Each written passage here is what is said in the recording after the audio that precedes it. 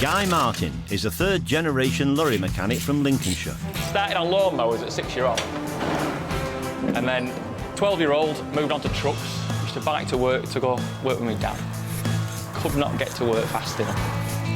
I'm still the same now, I think. He's also a world-famous motorcycle racer who loves the dangers of competing on the roads.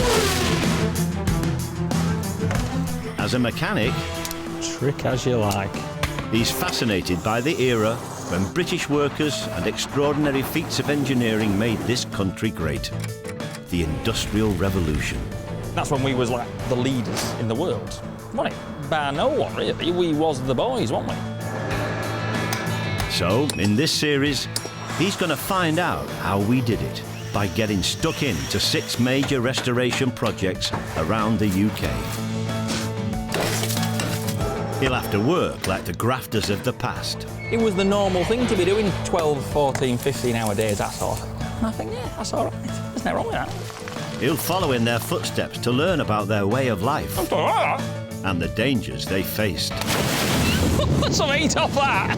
Day in, day out, thought we're getting killed. Risky business. We've got it cushy now, haven't we? If it wasn't for those boys, what, 150-odd years ago, we wouldn't be in the position that we're in now. We can't forget what those boys did, can we? This is how Britain worked.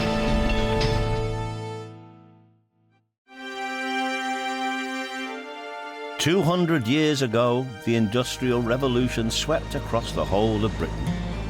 It started in the cities, but it reached the coast as well. You know, it was only the best in the world at making steam trains, best in the world at making cotton. It was the best in the world at making boats as well. Proper. Guy's project this time is the boat that created the modern fishing industry and changed the nation's diet. This is what the fuss is all about, a Brixham trawler. Just look how many sails we've got on there. That's a lot of sails, is that? Before its invention, fishing was a small-scale local enterprise. But the new sailing trawler's speed and strength kick-started a revolution. It increased the catch by 20 times and was copied all over the world. It was dreamt up here in the humble Devon fishing village of Brixham. At one time, there was a fleet of 3,500 ships. Today, only a handful remain. And now the oldest surviving example needs some love and attention. Her name is Leader. I know, it doesn't look much now, does it? Yeah, in fact, it doesn't look much at all, does it? It just looks like a load of polythene. But no, it will take shape. Give it a few more months. And, yeah, we'll have a sense there, an original 1840s Brixham trawler. Over the next 5 months, Guy will help a team of dedicated shipwrights restore Leader, keeping alive one of the last connections to our world-beating shipbuilding heritage. They'll have to replace almost every part of the boat, from the rotting timbers to the rusting fixtures. They'll use the same methods as the shipwrights who built her 120 years ago, like traditional rope making, precision joinery, Chiseling away there to a 16th of an inch. Oh, that's very accurate for something that big, isn't it, really? and sheer muscle. Right, same again. Guy will also find out why working on a trawler was considered Britain's most dangerous job. Can't cap. As a proper trawlerman, look, hardcore. And he'll discover how the Brixham boats help to make fish and chips our national dish. Do you want a bit of fish? Can I give you a bit of fish? Vegetarian? It's fish though.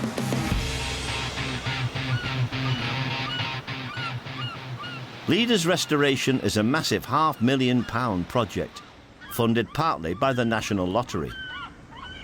For local boat builder Bob Cann, overseeing the work is a dream job. What makes Leader so special to you? She means everything to me. She's lovely. She really is. Right? Honestly. Go on. She was built here in Brixham. She's a good, hefty boat to work on. She's a lovely-looking boat. She sails well. I look at the others, and then you see Leader coming in, and she looks real powerful and manly. She looks really good, she does. I just love the boat. You do, don't Yeah, I you? do, yeah, I do. And if anything ever like happened that. to her, I would be heartbroken. Is that right? Yeah, I like the boat, I do, really.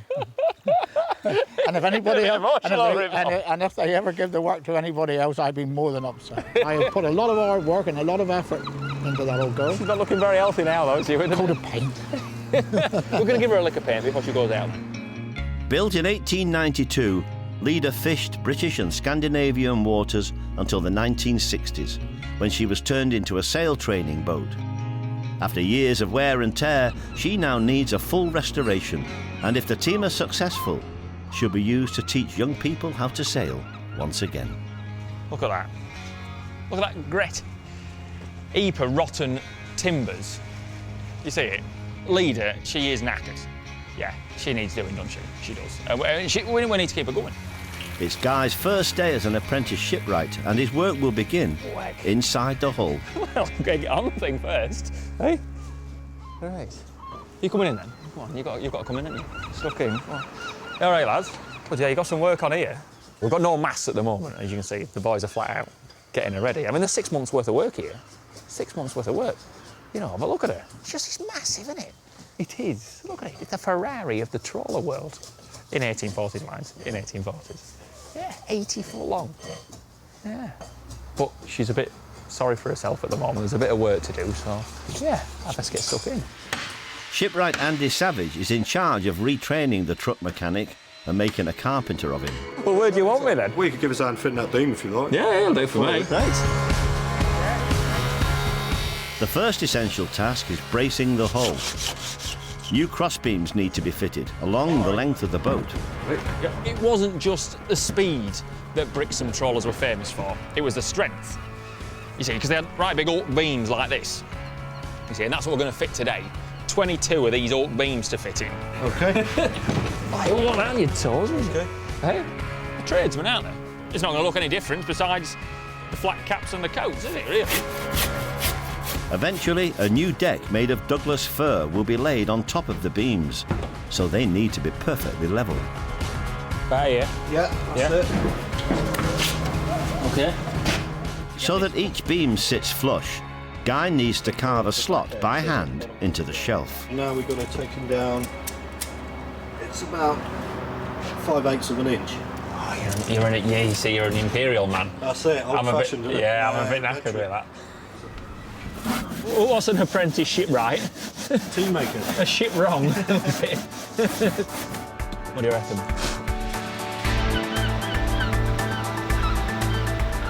The Brixham trawler design led the world. It used twice as many beams as a normal boat, making the trawlers strong enough to withstand high seas. The beams are slightly wider fore than they are aft, giving the boat what sailors called a cod head and a mackerel tail. It's a streamlined design that offered stability and speed, and took skill to build.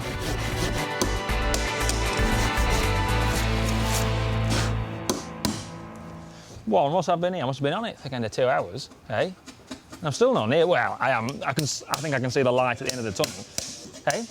But you know, 1840s, there was knocking up one of these every 3 months. All right, there might have been 50 blokes doing it, but one every 3 months, that's some going, that, isn't it? So what do you reckon to the boys of the day, then? You know, like, there was only 3 months to build something like this. I know, just all done by hand. all done by hand.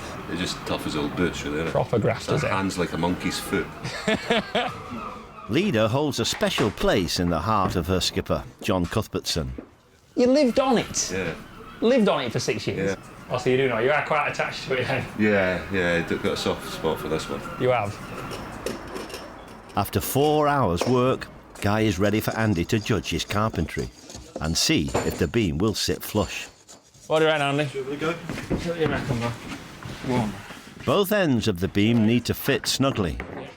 Being just a few thousandths of an inch out will cause a weak spot. So go on, Andy, what do you reckon? Something's like. I reckon it's spot on. Happy enough? Yeah. All the joints are tight. Yeah? Pretty fair. Yeah, it's pretty good. Yeah, so go on, what we're looking at there. You know, how long is this going to be in there for? Well, it should last for another 40, 50 years. 40, 50 years? Yeah. And that end will probably last 60. Cheeky bugger, right? Where do you want me next? Next one. Next one, right. Right, I'll get cracking then. First day building ships. I still wouldn't profess to be a joiner. No. But, you know, John and Andy persevered with us a bit. And, yeah, persevered. I right enjoyed it, really. You could see the fruits of your labour, you know. But I've only just scratched the surface. You see the rest of the work to do to it.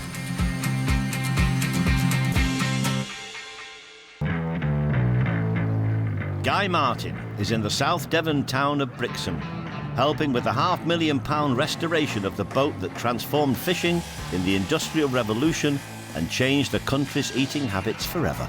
All right there? Yeah. The boat's speed and strength let trawlermen fish far offshore for the first time. Guy's now got the chance to follow them and try the job for himself. All right, I'm all right to get on, mate. Yeah. He'll spend the day with Ginge and his son Craig, who are in charge of the oldest trawler still fishing from Brixham. Their typical 14-hour shift begins at 5 a.m. So how far are we going to go out today? Just off Bury Head here. That's Bury Head. Is that Bury Head there? That's Bury Head. Bury Head. B-E-R-R. Bury. Hey, what a day, though. You wouldn't be that for a day there, would you? Do you reckon you've got the best job in the world? No. No, by far. The fishing trawler has always been a hostile working environment. It's tough physical work and involves dangerous machinery. The trawlermen are constantly at the mercy of the elements. Yeah. Get the side of it. Get soaking wet before you start your day. Soaking wet for the rest of the bloody day as well. Yeah. In the 19th century, it was just the same. The only difference then was that many crews employed child apprentices. They'd be signed up to have like a 10-year contract to the skipper. You know, they'd start off as the cook, then they'd move up to be a deckhand, and it'd take them, 10 years to get to be the skipper of the ship. They could start as the apprentice at 11-year-old. Yeah, 11-year-old, imagine an 11-year-old living on a ship for weeks at a time with 5 grown men. Yeah, you'd grow up fast, wouldn't you?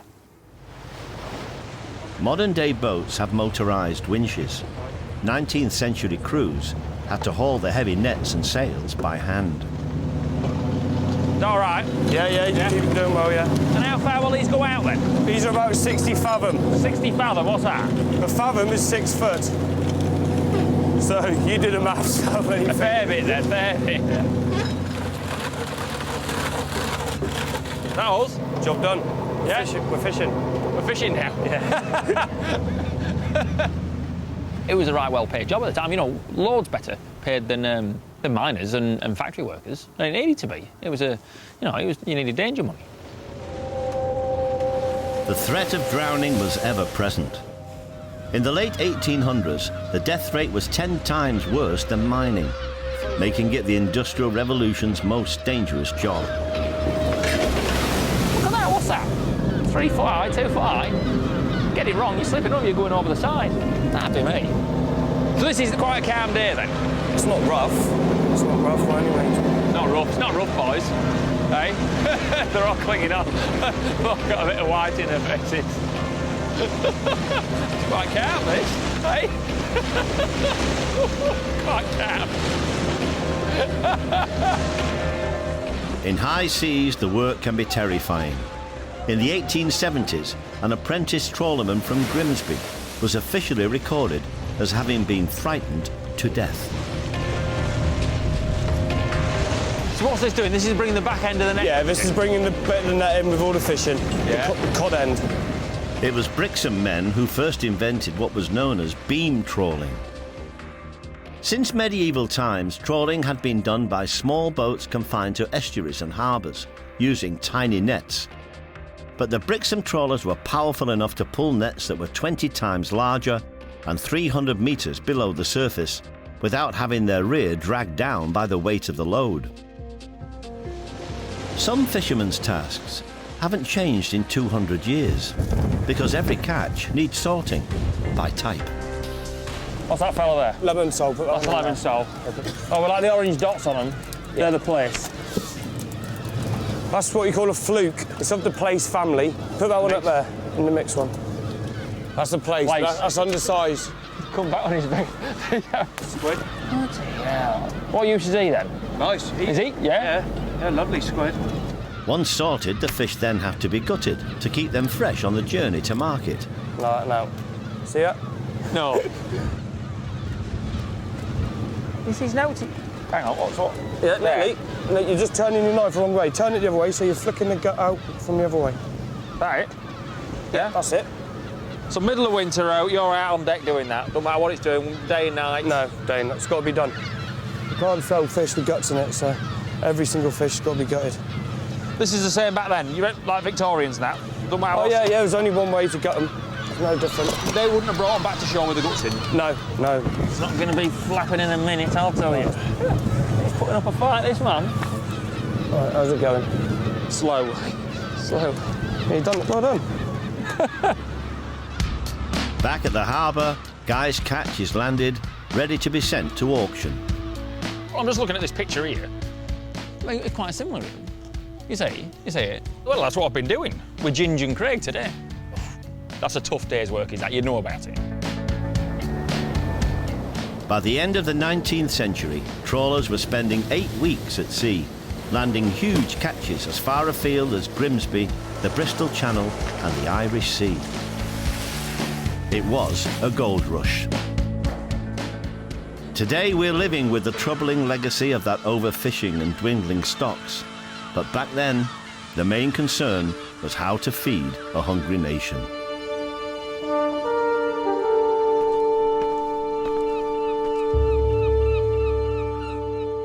For years, the dangers of deep-sea trawling were deemed a necessary evil. Nobody thought anything could be done about the death toll. Not until one Victorian gentleman had a flash of inspiration. We had 1,800 shipwrecks a year. I mean, that's not good, is it? That's not good. Yeah? This is where Captain Ward came in. He says, we've had enough, we've had enough. Too many people killed, I'm going to do something about it. I'm going to make a life jacket.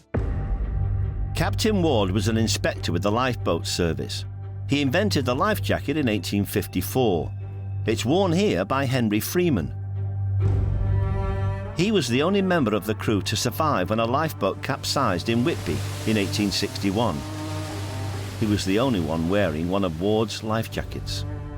Yeah, he looked a pillar, but he lived. So, happy campers. But really, it's just a jacket made with cork.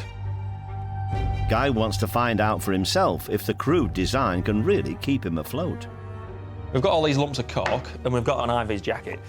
I'm sure Mr. Ward's jacket looked out like this, but still. And we're going to strap a few bits of cork to it. Now, I'm not much of a tailor, but I'm going to have a go.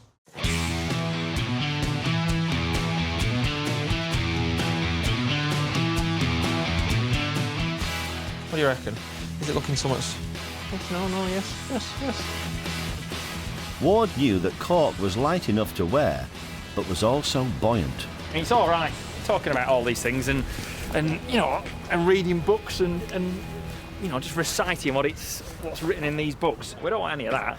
We're going to try it. We're going to try it, aren't we? Yeah, it's all right. Talk's cheap, isn't it? We need to do, you know. Hang on. I'll take my boots off first.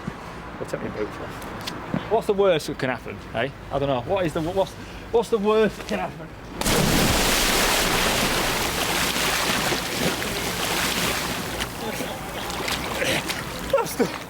I'm still here. Oh, it's bloody cold. If once I'm not sinking. Oh, it's bloody cold. Oh, heck. You're tried and tested. It's ripped the bloody zip out, man. Another Victorian invention, eh? And boys knew what they was doing, didn't they? Do you think they'll bring any socks with me? The next day, Guy goes back to work on Leader. One of the most important innovations on the Brixham trawlers was their strong double-skinned hull, which made them safer if they hit rocks. How you keeping? You all right? If the inside of the hull isn't correctly fixed to the outside, Leader will sink. Happy enough? Yeah. That means drilling around 200 holes so the two wooden sections can be bolted together. Got the right sort of angle here, Brixham trawlers used 2 layers of larch planks along their hull. The planks on the outside were 3 inches thick, and on the inside they were 2 inches thick, all bolted to oak frames called futtocks. And when it was all tied together, it made the boat immensely stiff and able to withstand the harshest seas. Victorian shipwrights loved English oak because it was so strong and it lasted well.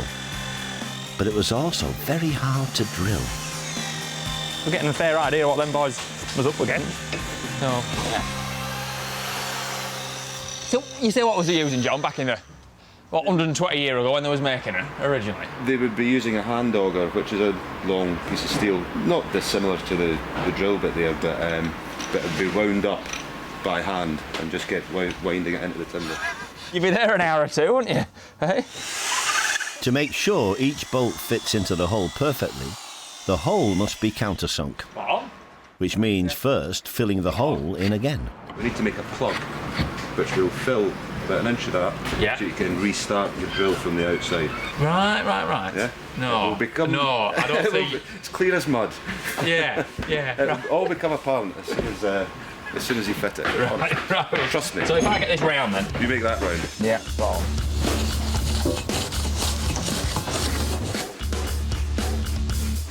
So just tap her in then? Yeah, just tap it in an inch or two till it's tight. And that's good. Yeah. Okay, we cut this flush. And I still can't really see what we're going to do. Because we're going to drill it again from the outside, are we? Yeah. Now, the reason we've done this, if we look at our next drill bit, drill a much bigger hole. Now, if we just tried to drill that, it would just be rattling around inside the hole, just tearing the timber to shreds. Now, we know that if we just put the point into the centre of your dowel, it's not going to rattle round. We can then just drill that out. I can see what you're doing now. Hey, don't get any dust in my tea.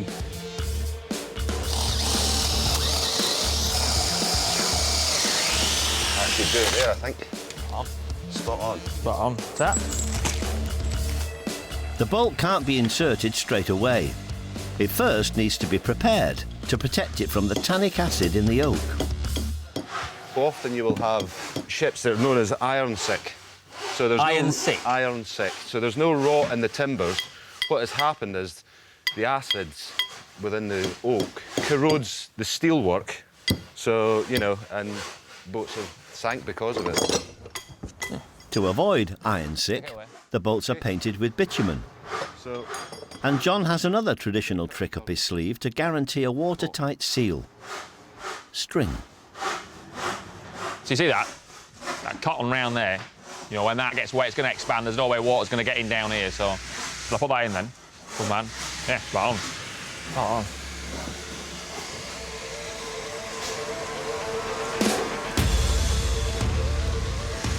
You got a hammer?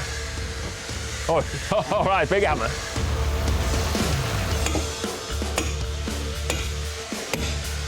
you are through. Yeah? Yeah, but we're not finished yet.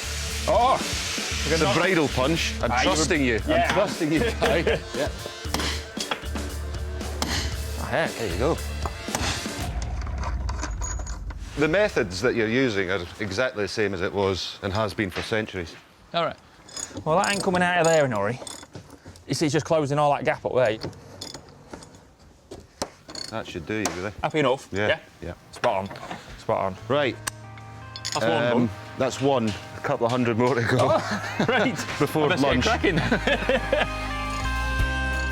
Shipwrights like John Cuthbertson built trawlers like Leader in Brixham up until 1926.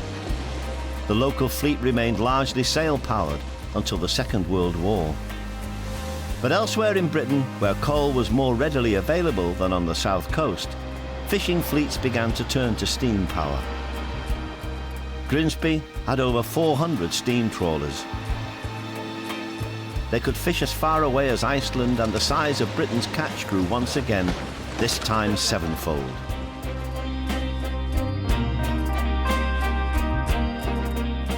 The UK's position as the world's largest and most successful fishing nation was guaranteed.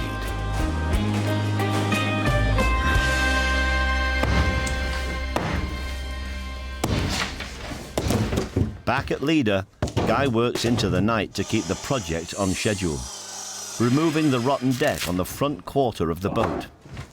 Right, same again.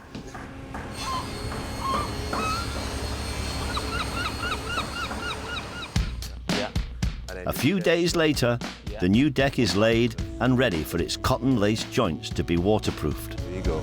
Can I have a go? Yes. Boat builders traditionally use pine pitch to seal decks, but the job had to be repeated every year.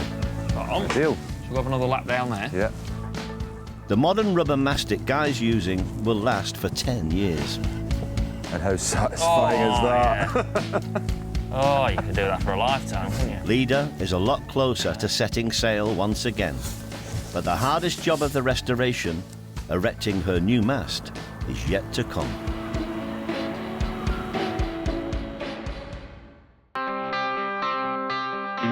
Guy Martin is helping to restore Leda, the oldest surviving Victorian fishing trawler.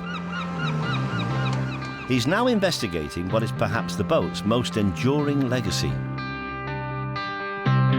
In the 1880s, Britain's trawling fleet was catching 300,000 tonnes of fish a year, and the cities were full of the new generation of industrial workers, living on the breadline and looking for good, affordable food. So when the railways linked the fishing ports to the rest of the country, for the first time ever, freshly caught fish could be delivered to the cities quickly and cheaply. Often the most direct route to market was taken, with the fish cooked and sold on the street. Now Guy's following in the footsteps of the Victorian fish fryers, and is going to see if Brixham still has an appetite for fish cooked at the roadside. We've got a frying pan with a bit of oil. We're going to stick him in. Any idea how long we're going to do it for? I don't know if this is how they used to do it. It's the authentic way. It's what they used to do. Cook it in the street and sell it in the street. Hey? Fish fryers were often the former coal stokers from steamships. They were enterprising characters who spotted that fish had become fashionable. It was big business. It was big business. Billingsgate Market in London. Oh yeah, cat skin's a bit hard to get through. We've got a better knife. But it was massive there. You know, there was 300. You're in an area of 3 miles, 3-mile radius. There was 300 fried fish sellers. I've made a pig's ear of that, sorry. The stench of old oil filled Victorian streets, but for the fish fryers, there was a benefit to that pungent aroma. The idea of the batter originally was to hide the rotting fish. You know, obviously, fish left by itself for a day or two is gonna start honking, isn't it? So, you know, what they'd do, they'd roll it in the flour, you know, get it in the frying pan and to hide the smell, you see, so you could sell your rotten fish off, you know, with a bit of batter on it.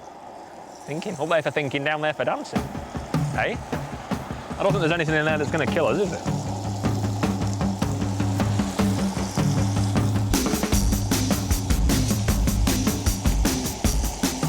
There's no wrong with that. That's lovely, that. Having been cooked the old-fashioned way, Oh, presentation's everything, isn't it? the fish is now going to be hawked around town the old-fashioned way, from a wooden tray slung around the neck.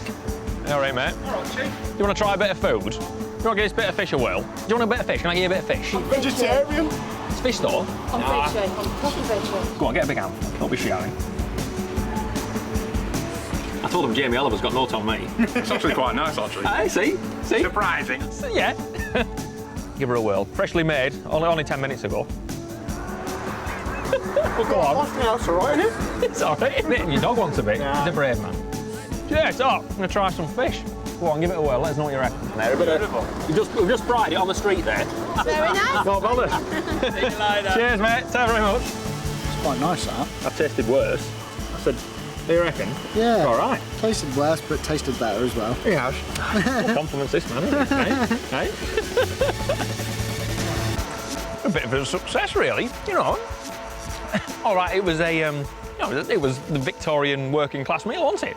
But I'll tell you, #1 Victorian working class meal. But I'll tell you what, I think it could be now. You know, you've been out there. You know, it didn't take a lot of selling, did it? Pretty lovely though. Lovely. The other half of our national dish, the chips, was invented by the French in the 1870s. But Guy seems rather less curious about that fact. Back at Leda, the team seize upon a spell of dry weather to do one of the most important jobs, We're going to winch us up on that. waterproofing the hull with oakum fibre. First of all, we've got to caulk this seam, which means seal it from the water, but it's still got the old oakum in between it. Right. So we have to get rid of all that and then put fresh oakum in. What's the oakum then? What?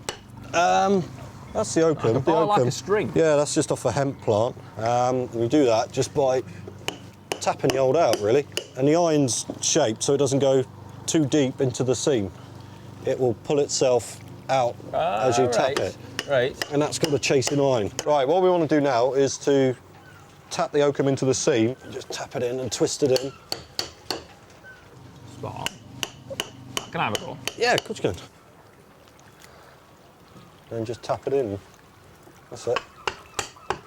That's it. Yeah. OK, yeah, that's fine. The hemp plant had another vital use in the maritime industry. Rope. Leader needs 1 mile of the stuff, and Guy wants to use a traditional method to make his own contribution. There's no better place to do that than the historic dockyard in Chatham, Kent.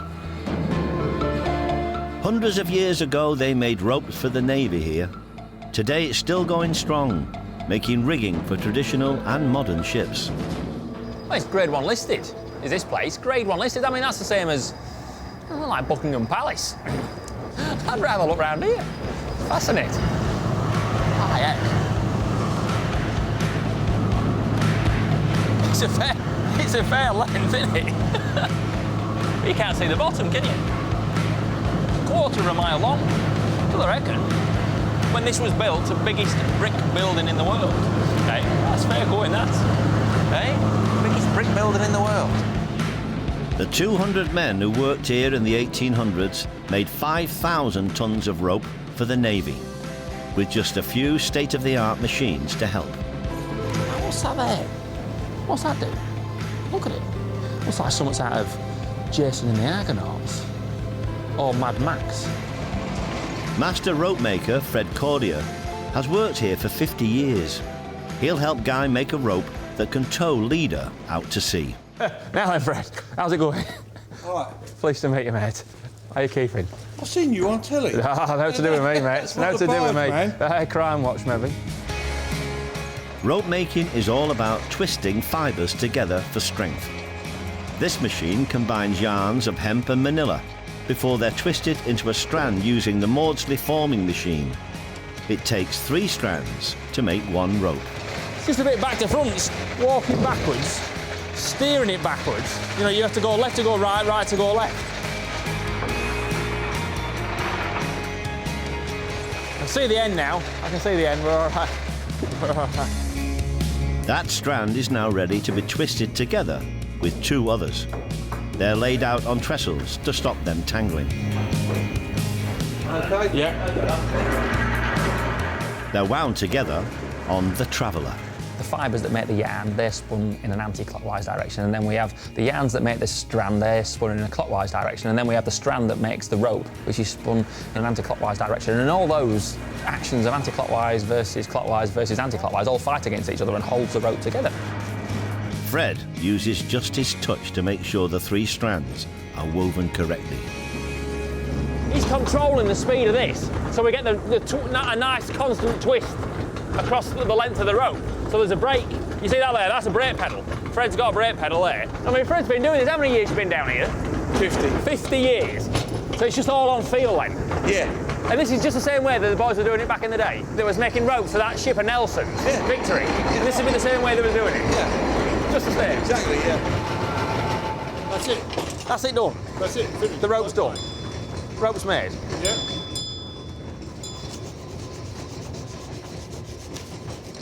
Is that us then? I'm on mate Dave here. All right, Dave. He's going to do the test for you. What, the braking strain? Yeah.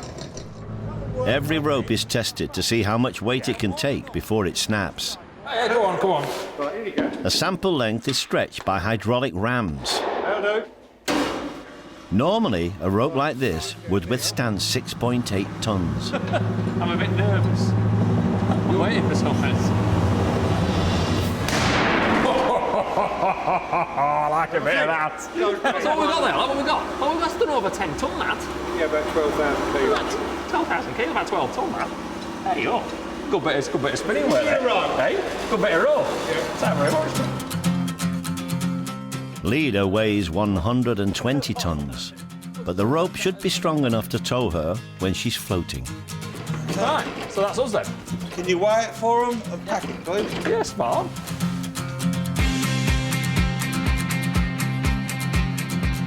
Back in Brixham, the covers are off and it's time for the restoration's toughest job. Leader was larger than any fishing boat that had gone before, and her single biggest part was the mast. Installing it is called mast stepping. It's not going to be a 2-minute job. It's a long old thing, 80 foot long. 2 lorry trailers. 2 lorry trailers, 80 foot. Yeah. Made up the road in Totnes. Yeah, and made out of Douglas fir, and 15,000 quid. A lot of money. We don't want to be dropping it in the drink, do we? No, 15,000 quid. Say just over a ton. What's that? Just over. Ton and a quarter. If you didn't drop it, it'd float though, wouldn't it? It would. Made of wood, it'd float. The mast needs to be guided into a hole in the deck. In the 19th century, this would have been done entirely by a hand-operated crane and pulley system. It needed great strength and precision.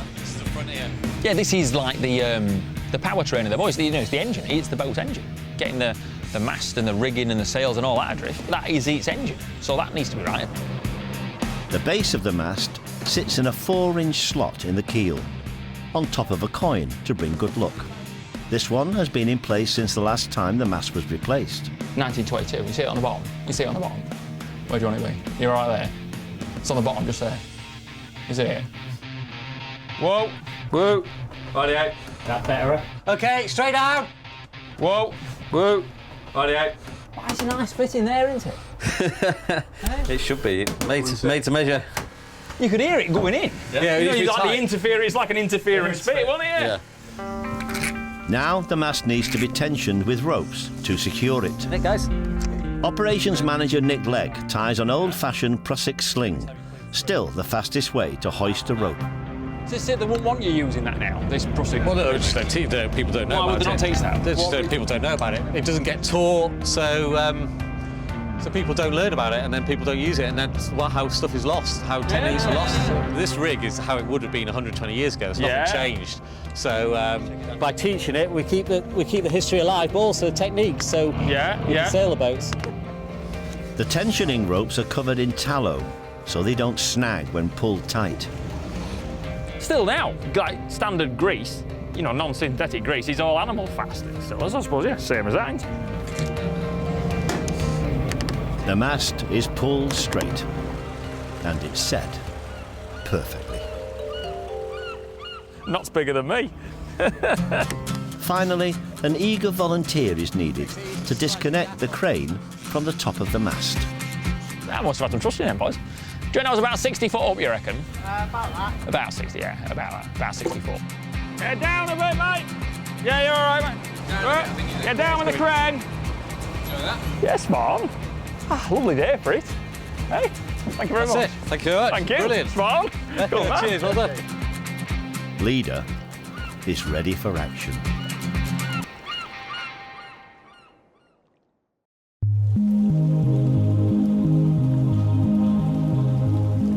After a 5-month restoration, the oldest surviving Brixham fishing trawler has been saved. Her woodwork, hull and rigging have all been renewed or refurbished. And today's the day Guy will put to sea with her. We're here in June, middle of the British summer, getting wet through. But we're not made of sugar, are we? We're very British, and yeah, we've come to see Leader, and that's her there. Yeah, she's looking like the day she was new. That's a massive job to restore that. We're not just talking, you know, kick the tyres and a brush of paint. I mean, that was wooden beams, masts, sails, decks. There's a lot of work gone on there. Hey, you wouldn't do it in a tea break. A lot of work. No, I'm quite proud.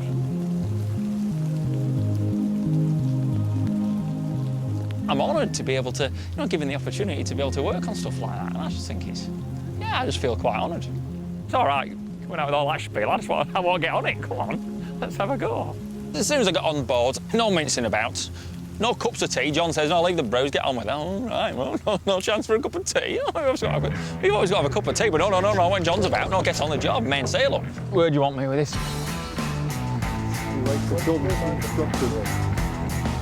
The huge mainsail has to be laced in tight to its gaff mast, so that when it's hoisted up, it keeps its shape rather than loosely flapping in the wind.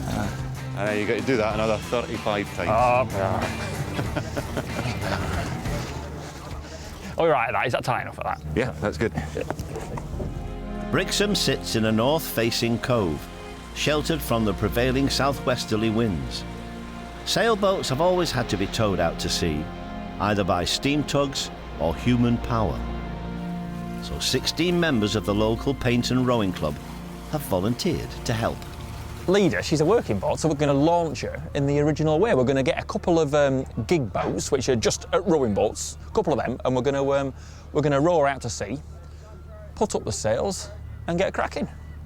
Coming through. Come on, watch this then. The crucial link will be the rope Guy helped make in Chatham. How's it going? All right. But nobody's totally sure if it or the rowing crews can take the strain of Leader's weight. So you know this weighs 120 odd tons, don't you? Yeah, that's all right. You're going to be all right? She's all right. She's happy enough. Oxford Cambridge boat race. We've seen all the rowing business, haven't we? To be honest, it looks quite easy, doesn't it? But it wasn't as easy as it looked. After a fight to break the pull of the tide, the rope eventually goes taut, and the rowers tow Leader into deep water. You know, we needed some wattage to be coming out of our arms to be able to pull a 120-ton Brixham trawler out past the wall, and we did. Great. Well done, mate. Thanks very much. See you later. Cheers, mate. Cheers. Spot on. No, but right, enjoyed it, yeah. Good crack. Bit of banter on there and all. Bit of banter. Yeah, we've got her out now. It's what's the crack now, John? We're going to set sail. Are we? Yeah. The first task is to hoist the sails, starting with the mizzen at the back. Like poor train motion at us. With no mechanical winches, it's a physical two-man job called sweating and tailing. Keep your whole body weight on it and drive it to the pin. She's happy. That's it. There we go. So that's like the warm-up for the main. Right. Yeah? No problem. Originally, Leader would have been crewed by just 3 or 4 men and 1 boy, and they'd have to raise their trawler's 6 sails by themselves in choppy waters and lashing gales. This is only the mainsail. There's one to go at the top and there's 2 more to go on the front. So we've got a lot more. Hey, it's massive. It was a 3,000 odd square feet of canvas. That's a lot of sails, that was, wasn't it? That was a lot of yucking on ropes. Yeah. Andy and John worked for 5 months to reach this special moment. Project leader Bob, the man who loves Leader more than anyone, is also back. Leader is underway. The brilliant Brixham trawler design is immediately obvious. She can make way on what seems to be a completely windless day. You can hardly feel a breeze. You think, how can as little breeze as that push a 120-ton trawler through the water? Well, look, we've been looking on. Your engine's been about 5 knots earlier. 5 knots. About 5 knots, you know, 120-ton trawler, a little breeze as that, still licking on at 5 knots. That's fair going, that. While being a deckhand was all about hard graft, being a skipper was all about experience and skill. You found the best fish stocks by reading the waves and the colour of the sea. A good skipper was at one with the elements. Can you feel where the wind's coming from? More or less 12 o'clock. Straight ahead? I wouldn't think so. No? No. For the team of shipwrights who worked on Leader, this moment represents a real achievement. It's part of the heritage, isn't it, really? You know, the fishing heritage. You know, it's not all about getting rid of the old and bringing in the new. You know, you've got to keep the old as well. And you get pride from seeing it here now and it's all working and it's all doing the job that it should be, you know? That's where you get the pride, because it's, well, sailing on the seas now, you know? Yeah. Plus it gives us 6 months' work. Yeah. Everybody happy. Happy days. Everybody 2 weeks no happy. beaver. Yeah. Great to see her up and running. Yeah? Yeah, because the work that's been done to her, she's been needing it doing for a long time. Yeah, but everyone's into Job it, satisfaction there, they've made a good job of it, I must admit that. Spot on. And let's hope she'll go on for a lot of years. Yeah, let's hope, eh? Yeah. Let's hope. You love it, though, don't you? Good. You do love it, don't you? I'm bloody freezing, actually. Please, keep it going. Yeah, I think it's vitally important to keep these old girls going. We're an island nation, aren't we? Yes. You know, yeah. Our nation was built on the seafarers that she produced. Mm-hmm. And, you know, at 120 years old, the height of the empire, Yeah. this old girl was there helping to make that empire. And still up and going now. And still up and going now.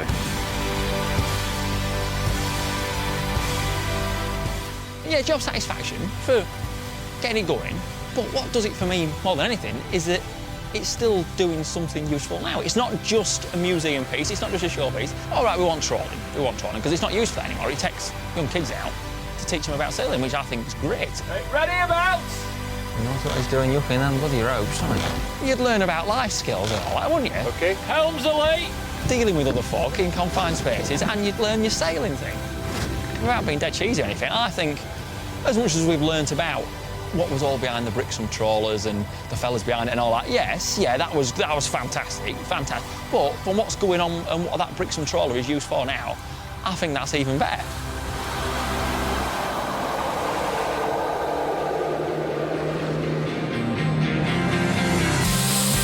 Next time, Guy reveals the hidden world of Victorian engineering beneath the nation's parks and gardens.